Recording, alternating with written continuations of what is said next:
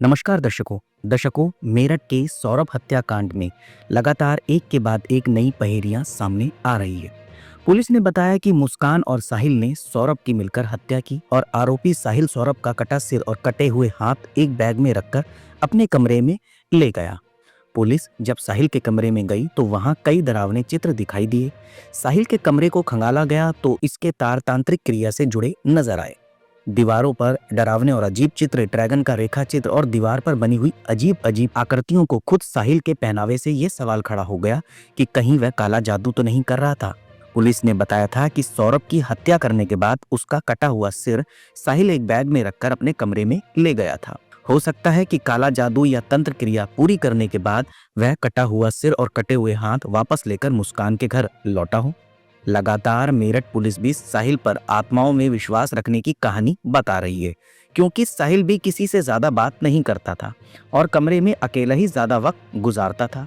साहिल की मां का काफी पहले देहांत हो चुका और उसके पिता नीरज चोपड़ा रहते हैं। मेरठ के इस मकान में साहिल और उसकी बूढ़ी नानी रहती है।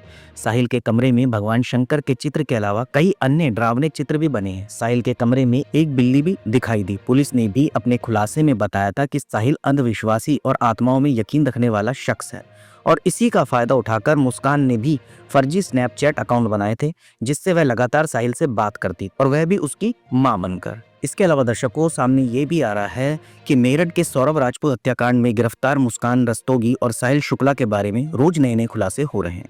मालूम हुआ कि मुस्कान अपने प्रेमी साहिल के साथ मिलकर काफी टाइम से पति सौरभ की हत्या की प्लानिंग कर रही थी। एक बार उसका प्लान फेल भी हो चुका था, लेकिन 4 मार्च को उसने अपने पति सौरभ को न सिर्फ मौत के घाट उतारा बल्कि बड़ी ही बेरहमी से उसके शव के कई टुकड़े किए और एक ड्रम में डालकर सीमेंट में जमा कर दिए। हैरानी की बात यह है कि कत्ल करने और लाश को इतने शातिर ढंग से ठिकाने लगाने के बाद दोनों बेफिक्र होकर हिमाचल घूमने निकल गए। पुलिस को जांच में मालूम हुआ कि साहिल शुक्ला तंत्र मंत्र और जादू टोना में बहुत विश्वास करता था। साहिल की मां सालों पहले मर चुकी थी, फिर भी साहिल को यकीन था कि मरी हुई मां से उसकी बात होती है। यह सब कुछ मुस्कान अच्छी तरह से जानती थी, लेकिन अब पुलिस के आगे एक और खुलासा हुआ है। वह यह कि मुस्कान ने स्नैपचैट पर 3 फेक आईडी बना रखी थी, जिसमें एक आईडी साहिल की मां के नाम से थी।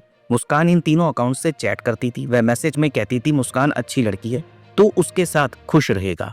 इस खौफनाक केस का बेहद भयानक पहलू साहिल का घर भी है, जिसकी दीवारें बिल्कुल आम नहीं है। उसके घर की दीवारें एक सनकी तंत्र मंत्र में डूबे खतरनाक इंसान के मनोविज्ञान को दर्शा रही है।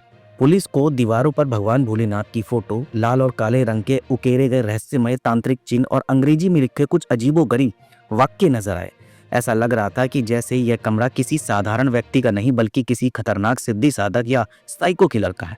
मेरठ के एसपी सिटी आयुष विक्रम सिंह ने एक मीडिया चैनल से बात करते हुए बताया कि मुस्कान और साहिल ने कत्ल को अंजाम देने के लिए मार्केट से 800 रुपए का चिकन काटने वाला चाकू खरीदा था।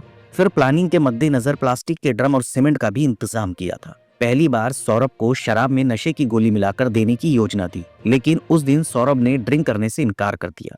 ऐसे में प्लान फेल हो गया। फिर 4 मार्च को कोफ्ते की सब्जी में नशे की गोली मिलाकर सौरभ को दी गई। बेहोश होने पर चाकू से उसकी हत्या कर दी गई। प्रेमी से पति बने सौरभ पर पहला वार मुस्कान ने ही किया था। आखिर में शव के टुकड़ों कर ड्रम में भर दिया गया और सीमेंट से जाम कर दिया गया। दरअसल साहिल शुक्ला हद से ज्यादा अंधविश्वासी था। उसकी मां नहीं थी, मगर वह अपनी मां से स्नैपचैट पर बात करता था। उसे लगता था कि उसकी मुर्दा मां उससे बात करती है। यह बात मुस्कान को भी पता थी। मुस्कान ने अपने भाई के मोबाइल नंबर पर एक अकाउंट खोला। उसी नंबर के जरिए वो साहिल को उसकी मां बनकर मैसेज करती थी, मुस्कान अच्छी लड़की है तो उसके साथ खुश रहेगा। इसे मां का आदेश मानकर साहिल मुस्कान से और ज्यादा प्यार करने लगा था। इतना ही नहीं, इस अंधविश्वास के चक्कर में वह मुस्कान को यह भी कहता था कि सौरभ का वध वही करेगा, यानी कि सौरभ को तुम्हारे पीछे वही मारेगा।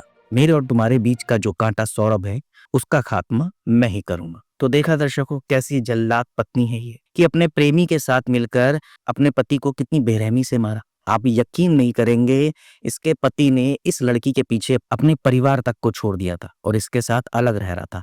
दोनों का प्रेम विवाह था। फिर भी इस महिला ने किस प्रकार से अपने पति के साथ जिन्होंने अपराध को अंजाम दिया अपने प्रेमी के साथ मिलकर।